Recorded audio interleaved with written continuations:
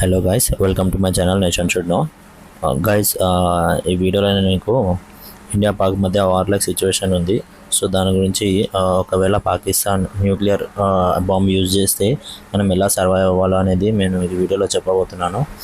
Nuclear war అంటే total destruction. Problem ఏంటంటే మన పక్కన ఉన్న మన శత్రు దేశం పాకిస్తాన్ పరిస్థితి చూస్తుంటే వాళ్ళకి ఎంతో లాసెస్ అవుతున్నాయి. Operation Sindoor Indian army start చేసిన తర్వాత నుంచి పాకిస్తాన్కి మొత్తం లాసెస్ అవుతున్నాయి. వాళ్ళ డిఫెన్స్ సిస్టమ్ ఫ్లాప్ అయ్యింది. చైనీస్ అది వాళ్ళు యూజ్ చేసే చైనీస్ డిఫెన్స్ సిస్టము, అండ్ అలాగే వాళ్ళ ఫైటర్ జెట్స్ కూడా పేల్చేస్తున్నాము. వాళ్ళ మిలిటరీ ఎయిర్ బేసెస్ కూడా పైన కూడా అటాక్ చేసాము. హ్యూజ్ స్కేల్ ఆఫ్ డిస్ట్రక్షన్ జరుగుతుంది. సో ఈ పరిస్థితిని చూస్తుంటే పాకిస్తాన్ ఎప్పటికైనా రివెంజ్ తీసుకుంటుంది. సో దాని పర్పస్ న్యూక్లియర్ బాంబ్ని డ్రాప్ కూడా చేయొచ్చు. దేవుడి దయ వల్ల జరగకపోవచ్చు, బట్ ఒకవేళ డ్రాప్ చేస్తే మనం ఏమేమి చేయాలి, ఎలా సర్వైవ్ కావాలి అనేది మనం ఈ వీడియోలో చూద్దాము. మీరు ఇప్పుడు చూస్తున్న ఒక ఆర్టికల్ 2019లో ప్రిడిక్షన్ జరిగింది. 2025లో ఇండియా పాకిస్తాన్ ఒక వార్ అవుతుంది అని ఈ న్యూస్ ఆర్టికల్ రాసి ఉన్నది. అయితే 2019లో పాకిస్తాన్ ఒక ప్లాన్ చేస్తుంది, అది ఇండియా తట్టుకోదు, దానివల్ల వార్ సిచ్యువేషన్ వస్తుంది అని సో ఆ న్యూస్ ఆర్టికల్లో రాశారు. How to survive and nuclear attack అని కూడా దాని గురించి కూడా రాశారు. సో మనం రెండు దేశాల దగ్గర కూడా న్యూక్లియర్ పవర్స్ ఉన్నాయి. వాటి రేంజ్ చూసినట్లయితే పాకిస్తాన్ దగ్గర బాబర్, షాహీన్, గౌరీ లాంటివి మిజైల్స్ ఉన్నాయి. వాళ్ళది హయ్యెస్ట్ రేంజ్ ఏమో 2000 కిలోమీటర్స్. వాళ్ళకి టోటల్ ఇండియా కవర్ అవుతుంది. వాళ్ళ మిజైల్స్లో మన ఇండియా మొత్తం కవర్ అవుతుంది. మీరు పైన చూడొచ్చు. సో ఇండియా పైన అయితే న్యూక్లియర్ థ్రెట్ అయితే ఉంది. సో ఇండియన్ మిజైల్స్ చూసినట్లయితే మన దగ్గర చాలా అడ్వాన్స్గా ఉన్నాయి. న్యూక్లియర్ రేంజ్ చూసుకుంటే అగ్ని 1, 2, 3, 4, 5 అండ్ మనకు 5 వరకు వెళ్ళాల్సిన అవసరమే లేదు. బికాజ్ అగ్ని 1ది రేంజ్ టోటల్ పాకిస్తాన్ని కవర్ చేస్తుంది.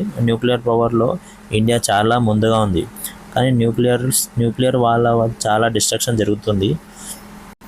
ఒకవేళ న్యూక్లియర్ పడితే రియాక్ట్ ఎలా అవ్వాలి, ఎలా సర్వైవ్ కావాలి మీకు తెలియాల్సిన చాలా అవసరం ఎప్పటికైనా ఉంది. సో ఇది చాలా ఇంపార్టెంట్. బ్లాస్ట్ జరిగినాక ఇమీడియట్గా ఏం రెస్పాండ్ కావాలంటే ఫస్ట్ 2 మినిట్స్లో ఏం చేయాలంటే ఎప్పుడైతే బాంబు పేలుతుందో మీరు ఎంత దానికి దగ్గరగా ఉంటే అంత సర్వైవల్ ఛాన్సెస్ తక్కువ. సో న్యూక్లియర్ బాంబ్ నుండి ఎంత దూరంగా ఉంటే అంత ఛాన్సెస్ ఉన్నాయి సర్వైవల్ కోసము. ఇఫ్ న్యూక్లియర్ బాంబ్ పడితే మీరు దానికి 100 మీటర్స్ దూరంలో ఉంటే అసలు బ్రతకలేము, ఛాన్సెసే లేవు. సో పడ్డ ప్లేస్లో చాలా మ్యాసివ్ ఎనర్జీ రిలీజ్ అవుతుంది. అది థర్మల్ రేడియేషన్, హీట్ ఫామ్లో బ్లాస్ట్ ప్రెషర్ ఉంటుంది, ఎలక్ట్రోమాగ్నెటిక్ రేడియేషన్స్ కూడా అవుతాయి అన్నమాట. అయితే అది ఫైర్ బాల్లో ఫామ్లో సన్ సర్ఫేస్ కంటే కొన్ని వేల డిగ్రీస్ వేడిగా ఉంటుంది అన్నమాట. ఒక షాక్ వేవ్ కూడా ఉంటుంది, లైట్ ఫ్లాష్ కూడా ఉంటుంది. సో రేడియో యాక్టివ్ ఫాలోఅవుట్ కూడా జరుగుతుందన్నమాట. So if suppose drop on the ground జరిగితే ఇమీడియట్గా ఫేస్ డౌన్ చేసుకుని మనం భూమి మీద పడుకోవాలి. ఫేస్ డౌన్ సైడ్ ఉండాలి, హ్యాండ్స్ కవర్ చేయాలి, భూమిపైన పడుకొని ఫేస్ భూమి సైడ్ పెట్టాలి. ఫ్లాష్ కూడా చూడకూడదు. మీరు కొన్ని కిలోమీటర్స్ దూరం ఉన్న ఫ్లాష్ చూస్తే బ్లైండ్నెస్ ఛాన్సెస్ కూడా ఉంటాయి అన్నమాట. ఇమీడియట్గా కవర్ తీసుకోవాలి. థిక్ వాల్స్ ఉన్న ప్లేస్కి వెళ్ళాలి, దాన్ని అడ్డంగా నిల్చోవాలి, క్లోజ్డ్ రూమ్స్ ఉండాలి, ఏదైనా సరే. సో బ్లాస్ట్ జరిగిన ప్లేస్ నుండి 0 to 1 కిలోమీటర్స్ టోటల్ డిస్ట్రక్షన్ ఉంటుంది, కాలిపోతారు మొత్తము. సో 0% సర్వైవల్ అనమాట ఇంత డిస్టెన్స్లో. 1 నుంచి 2 కిలోమీటర్స్ అయితే సివియర్ డ్యామేజ్ ఉంటుంది, 3rd degree బంట్ ఉంటుంది. ఆడ కూడా సర్వైవ్ అవ్వడం చాలా కష్టము, చాలా లో ఉంటుంది సర్వైవల్ ఛాన్సెస్. 2 to 5 కిలోమీటర్స్ ఈ ఫ్లయింగ్ గ్లాసెస్ కానీ ఈ స్ట్రక్చరల్ డ్యామేజ్ కానీ జరగడం వల్ల మీకు వాటి వల్ల డ్యామేజ్ జరగవచ్చు. సో సర్వైవ్ అవ్వచ్చు, అవ్వకపోవచ్చు. ఆ సరౌండింగ్స్ ఉన్న పార్టికల్స్ మనకి చాలా డ్యామేజ్ జరుగుతుంది. 5 to 10 కిలోమీటర్స్ మేబీ బతకొచ్చు, ఛాన్సెస్ అయితే ఉన్నాయి. ప్రెషర్ వేవ్ డ్యామేజ్ చేస్తుంది. షెల్టర్ మంచి హై ఛాన్సెస్ ఉన్నాయి, ఎందుకంటే ఒక మంచి షెల్టర్లో ఉంటే క్లోజ్డ్ రూమ్లో ఉన్న సో కొంచెం సర్వైవ్ అయ్యే ఛాన్సెస్ ఉంటాయి. సో అది ఒక 5-10 కిలోమీటర్స్ తర్వాత. ఓకేనా అండి. బ్లాస్ట్ అయిపోయాక తర్వాత బిల్డింగ్ కొలాప్సింగ్ చూడవచ్చు మీరు ఎలా జరుగుతుంది అనేది. ఫ్లయింగ్ షార్ప్నెస్ కూడా మీరు చూడవచ్చు. ఈ పైన వీడియోలో మీరు తెలిసినంత బిల్డింగ్ స్ట్రక్చర్ ఎలా ఉన్నది.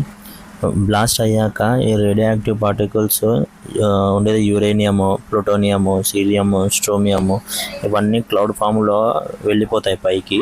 తర్వాత స్లోగా కిందికి వస్తాయి అన్నమాట. ఆఫ్టర్ 10 to 20 minutes అప్పుడు మనము చాలా కేర్ఫుల్గా ఉండాలి. రేడియాక్టివ్ పార్టికల్స్ బాడీకి టచ్ అవుతూ ఉంటాయి.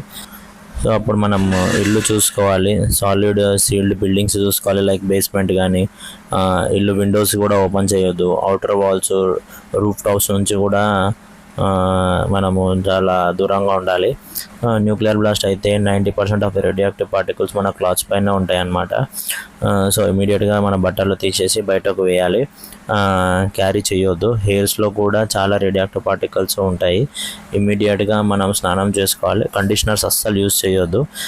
ఇయర్స్, నోస్ అని నీట్గా క్లీన్గా క్లియర్ చేసుకోవాలి. ఫస్ట్ 48 hours చాలా క్రిటికల్గా ఉంటుందండి. ఎందుకంటే ఫస్ట్ 48 hours దాంట్లో ఫస్ట్ 7 hours 10% ఆఫ్ ఇనిషియల్ ఉంటుందన్నమాట. మనం మొత్తం బ్లాస్ట్ అయినప్పుడు ఏదైతే రేడియాక్టివ్ పార్టికల్స్ ఉంటాయో దాంట్లో 10% తగ్గుతుంది. తర్వాత 48 hours 1% అవుతుంది అదంతా. తర్వాత 14 days తర్వాత 0.1% ఉంటుందండి. అది కూడా మన లైఫ్కి చాలా రిస్క్ అండి. అది డెత్ వరకు వెళ్ళొచ్చు, తీసుకువెళ్తుంది మనకి. Food and water safety, packed food, packed water use చేయాలండి. మనం ఫ్రెష్ ఫుడ్ కానీ ఇవన్నీ అవాయిడ్ చేయాలి. ఎక్స్పోజ్డ్ ఫుడ్ అని వదిలేసేయాలి. మనం కమ్యూనికేషన్ కోసం బ్యాటరీ యూజ్ చేసే ఫోన్స్ యూజ్ చేసుకోవాలి.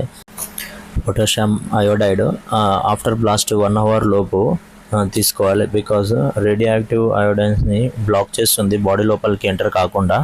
సో ఇవి ప్రికాషన్స్ అండి మనం తీసుకోవాల్సిన మెడిసిన్స్ కానీ ఫుడ్ కానీ. ఇక ఏమైనా నెక్స్ట్ వాటర్ సిచ్యువేషన్ ఉంటే మనము చాలా సేఫ్టీగా ఉండాలండి. సో మనం దీని నుంచి చాలా అవేర్నెస్ ఉండాలి. సో చాలా మంది తెలియాలి. సో అందుకే వీడియో చేశానండి. Thank you. జై హింద్. భారత్ మాతాకి జై.